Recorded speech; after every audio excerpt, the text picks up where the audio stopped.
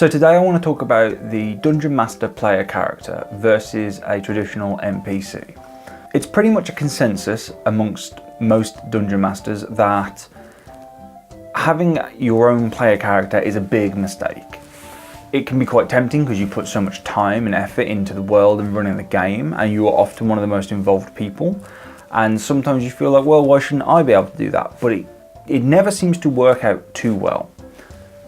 However, I think I fell into a trap on the other side of this, where I was afraid to introduce engaging NPCs that would be around for a while because there was a risk that they would inadvertently become my own player character. I avoided putting in NPCs that would stay with the party or be along for a quest for quite a while. I didn't want to interfere with the party or have any impact on what they might do. But I think when I allowed NPCs to follow the characters, sometimes they'd be invited along, sometimes they'd be recruited, it started to help. There was a person there that could always, if not accurately, give an answer to questions asked. They could guide the group when needed. They could just buff the group in combat so they could have bigger, more epic encounters. I think it was one of the best decisions I made to not be afraid of the quote-unquote Dungeon Master player character. Now, of course, these are obviously not true player characters. I'm not playing these people as if they were my personal avatar or anything of that nature.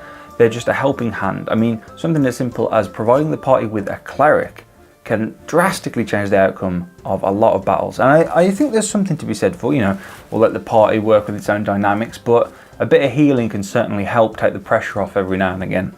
I think there's definitely danger that you, as the person behind the screen running them, can become overly invested in an NPC, and say if the party decides to turn on them or betray them, you could genuinely feel a bit saddened by that. But I think to avoid putting in NPCs that the party really gravitates to just because you're afraid that they might become a mainstay in the campaign is a mistake, and it was one I made for a little bit too long. I'd be curious to see if anyone has any similar experiences, perhaps better ways to do it or pitfalls to avoid. But I am definitely much happier running the game now that I'm comfortable allowing the party to hire retainees and NPCs along with just the player characters themselves.